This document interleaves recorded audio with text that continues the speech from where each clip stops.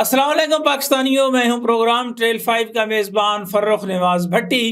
और पाकिस्तानियों, जिस तरह आपको पता है कि जनाब साइफ़र केस में साबिक़ वज़ीर आज़म इमरान ख़ान और बानी PTI को 10 साल के लिए, और शाह महमूद कुरैशी को जो साबिक़ वज़ीर ख़ारजा रह चुके हैं, 2 दफ़ा साबिक़ वज़ीर ख़ारजा रह चुके हैं, इसके अलावा वो कई दफ़ा जो है वो पीपल्स पार्टी में वज़ीर भी रहे,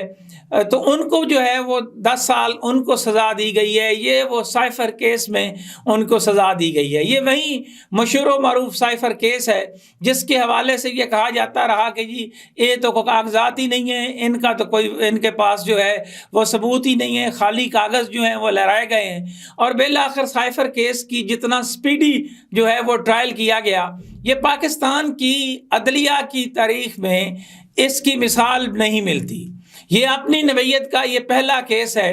जिसमें वकला के होते हुए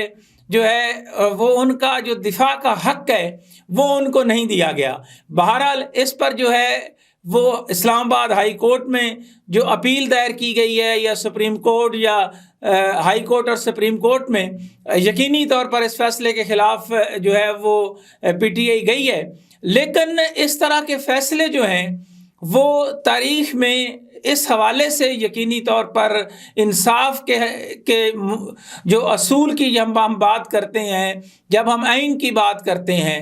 तो जस्टिस फॉर ऑल होता है। और जस्टिस फॉर ऑल में ये नहीं होता कि भाई आप अगले को दिफा के हक से ही महरूम कर दें।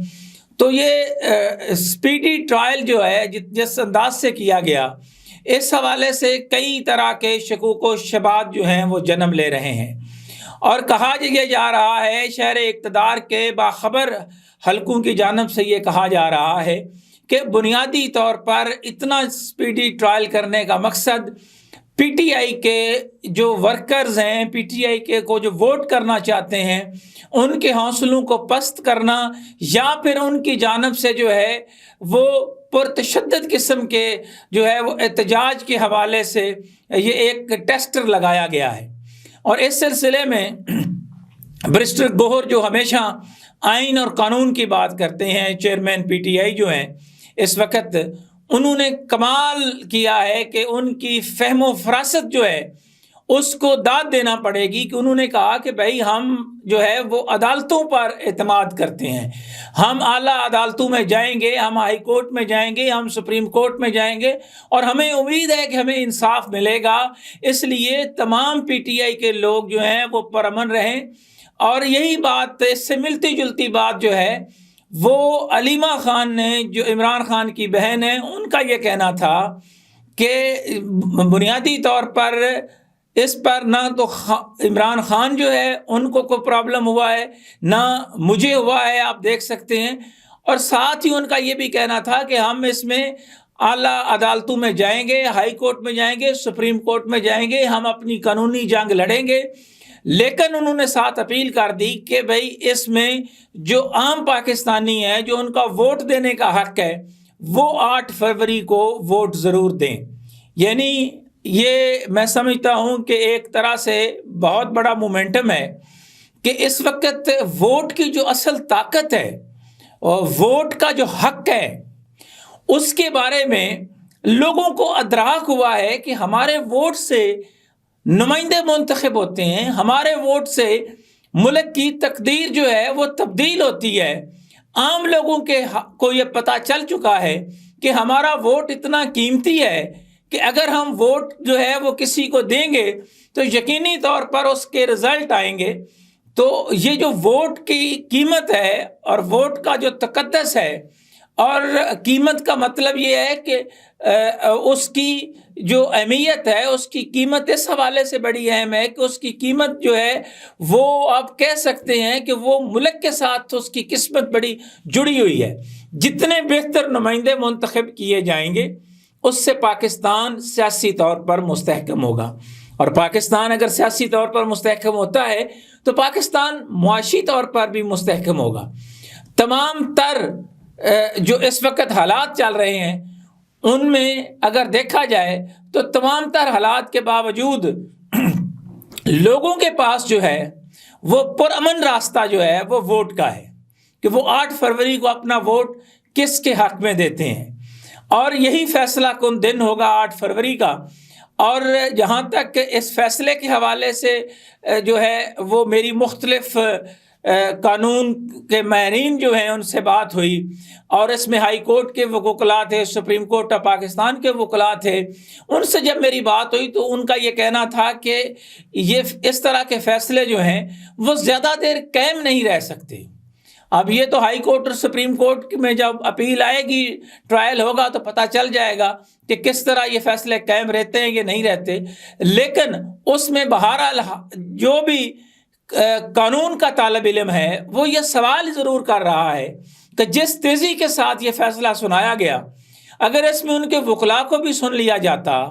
ان سے بھی پوری طرح موقف لے لیا جاتا، اور کل رات گئے تک جو عدالت لگائے گئی اتنے لمبے ٹائم کے لیے اور پھر اچانک سزا سنا دی گئی، تو یہ جو ٹرائل کورٹ کے حوالے سے جیل کے اندر جو ہے وہ مسلسل سماعت کا جاری رکھنا، ہائی کورٹ کا بھی ایک اس پہ فیصلہ آیا ہوا ہے، سپریم کورٹ کے بھی فیصلے ہیں کہ فیئر ٹرائل کا حق جو ہے وہ 1973 کے آئین کے مطابق ہر شہری کا بنیادی حق ہے، اور جو اس ملک کا وزیر اعظم رہ چکا ہو اور ایک وزیر خارجہ رہ چکا ہو، ان کا بھی اسی طرح بنیادی حق ہے کہ فیئر ٹرائل کا موقع انہیں ملنا چاہیے۔ اور فیئر ٹرائل جو ہے وہ جیل کے اندر نہیں ہو سکتا، فیئر ٹرائل کے لیے ضروری ہے کہ وہ ٹرائل جو ہے وہ عدالتوں میں ہو، یعنی اسلام آباد ہائی کورٹ میں ہو، اسپیشل جج کے پاس ہو، سپریم کورٹ آف پاکستان میں ہو۔ یہ اس طرح کے فیصلوں سے عدلیہ کے اوپر بھی ایک کویسچن مارک ہے۔ میں بڑے احترام کے ساتھ اپنے honourable chief justice of Pakistan جناب قاضی فائز عیسیٰ صاحب، جو اس وقت جو ہے وہ کہہ رہے تھے کہ جی میڈیا اس طرح جو ہے وہ کیوں کر رہا ہے، اور میڈیا یعنی میڈیا والے تو جو ہیں وہ تو بیچارے وہیں لکھیں گے نا جو کچھ اس ملک میں ہو رہا ہے۔ میڈیا یہ تو نہیں کہہ سکتا کہ جناب اگر ملک میں گوبھی کے پھول اگ رہے ہیں تو میڈیا کہے نہیں گلاب کے پھول ہیں، تو وہ تو گوبھی کے پھول ہی لکھے گا۔ میڈیا پہ تو ہر کوئی غصہ کرتا ہے، سیاستدان بھی میڈیا پہ غصہ نکالتا ہے، عدلیہ کی جانب سے بھی میڈیا کو سننا پڑتا ہے، باتیں کی جاتی ہیں کہ جناب دیکھیں میڈیا اس طرح کر رہا ہے۔ بھئی بات یہ ہے کہ یہ وہ ہوتی ہے کہ جناب جس طرح وہ کہتے ہیں نا کہ جو بھی طاقتور ہوتا ہے اس کا سارا زور میڈیا پہ آ جاتا ہے کہ میڈیا جی ایسے کر رہا ہے۔ بھئی میڈیا کے حوالے سے اگر کسی سے کچھ اختلاف ہے کسی بھی شخص سے، یا جس نے کوئی تھوڑا غلط بھی لکھا ہے، تو اس کو جناب آپ کورٹ میں لے جائیں، اس کو کہیں کہ بھئی اس کے مصدقہ ثبوت دیں۔ جس طرح میری اپنی کوشش ہوتی ہے، میں تو مصدقہ ثبوتوں کے بغیر جو ہے وہ بات نہیں کرتا، اسی طرح میں میڈیا کے دوستوں کو بھی ہمیشہ کہتا ہوں کہ یار مصدقہ ثبوتوں کے ساتھ جو ہے وہ بات کیا کریں، کیونکہ کورٹ میں اگر آپ کو پریزنٹ کرنا پڑے،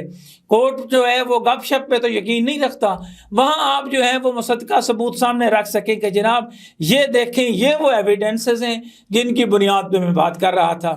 اور جہاں تک فریڈم آف پریس کی بات ہے تو میڈیاز کی بھی کچھ فریڈم آف پریس جو ہے وہ میڈیا کو بھی دیے گئے ہیں، ان پر کتنا عمل درآمد ہو رہا ہے۔ میڈیا کے عام جو ورکرز ہیں، کارکن ہیں، کورٹ رپورٹرز ہیں، ایون دین اس وقت جو اینکرز بھی ہیں، وہ بھی کوئی بڑا مطلب ہے وہ نہیں کر رہے، ان کو سخت محنت بھی کرنا پڑتی ہے، ان کو جو ہے وہ اداروں کی جانب سے بھی دباؤ کا سامنا کرنا پڑتا ہے، اور اس کے باوجود ان کی کوشش ہوتی ہے کہ وہ سچ نکال کے سامنے لے کر آئیں۔ اور جب بھی کسی پر مشکل وقت آتا ہے تو اس کو میڈیا بہت اچھا لگتا ہے، اور جب وہ خود اقتدار میں آ جاتے ہیں اور اہم کرسیوں پر براجمان ہو جاتے ہیں تو پھر ان کو میڈیا کی باتیں، میڈیا کی گفتگو وہ بالکل اچھی نہیں لگتی۔ وہ کہتے ہیں کہ میڈیا بالکل خاموش ہو جائے، یعنی میڈیا روایتی میراثی کا کردار ادا کرے، جو وہ کہیں وہیں سچ ہو، جو کہا جائے اسی طرح میڈیا لکھے، تو پھر تو جناب میڈیا ٹھیک ہے۔ بھئی دنیا بھر میں ایسا نہیں ہوتا، دنیا بھر میں میڈیا کا کام ہوتا ہے کرٹیسزم کرنا، بنیادی مسائل پہ بات کرنا، عوام کی جو دوسری رائے ہے اس کو بھی سامنے لے کر آنا۔ تو اسی حوالے سے میں یہ کہوں گا کہ اس وقت جو تاریخ لکھی جا رہی ہے اس کو دیکھنا چاہیے کہ جناب ہم کس طرف جو ہے وہ جا رہے ہیں. سارا زور آپ میڈیا پہ لگائیں گے تو اس سے بھی حالات جو ہیں وہ اچھے نہیں ہو جائیں گے. اور میں یہاں ایک دفعہ پھر یہ کہوں گا کہ یہ جو فیصلے ہیں اس طرح کے سپیڈی جسٹس کے فیصلے، وہ اگر اپنی جگہ پہ نہیں ٹھہریں گے مستقبل میں یا نہیں ٹھہر سکیں گے تو اس کی ذمہ داری تو ان قانونی کاریگروں پر عائد ہوتی ہے نا، جنہوں نے اس صورتحال میں یہ کہا ہے کہ جناب ایسا کریں گے تو کام بالکل ٹھیک ہو جائے گا. اور آخر میں ساتھ ہی تھوڑی سی عرض یہ کروں گا کہ آپ فیصلوں پہ تنقید ضرور کریں، آپ کا سیاسی مخالف ہے، آپ عمران خان کو جو مرضی کہیں، لیکن جس طرح کا جو رویہ اختیار کیا گیا قومی سیاست میں، بڑے بڑے مسلم لیگ نون کے جو نام ہیں جو چاہ رہے تھے نہیں جی اس کو تو بہت ہی سزا کم ہے، اس کو تو پھانسی پہ لٹکا دینا چاہیے، تو وقت ایک جیسا نہیں رہتا. خدا کے لیے اب بھی کچھ سمجھ جائیں. اتنے سال اقتدار میں رہنے کے باوجود، اقتدار میں جانے کے باوجود اگر سیاستدانوں کو سمجھ نہیں آئی تو اب ہم ان سے درخواست ہی کر سکتے ہیں کہ ذرا ریویو کر لیں کہ وقت جو ہے وہ ایک جیسا نہیں رہتا. کیونکہ اس سے پہلے جو شخص تخت نشین تھا اس کو بھی تو اپنے خدا ہونے کا اتنا ہی یقین تھا. انہی خیالات کے اظہار کے ساتھ پروگرام ٹریل 5 کے میزبان فرخ نواز بھٹی کو کوفہ مزاج شہر اقتدار سے اجازت دیجیے. اللہ حافظ.